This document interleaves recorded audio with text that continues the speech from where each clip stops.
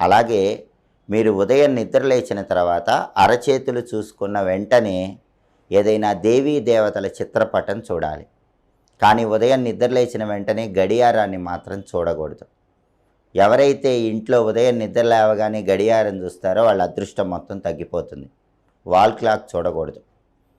అరచేతులు చూసుకున్న వెంటనే భూదేవికి నమస్కారం చేసుకొని దేవీ దేవతల చిత్రపటాలు చూడాలి. అలాగే స్నానం చేసిన తర్వాత కొన్ని ముఖ్యమైన సూచనలు పాటించాలి.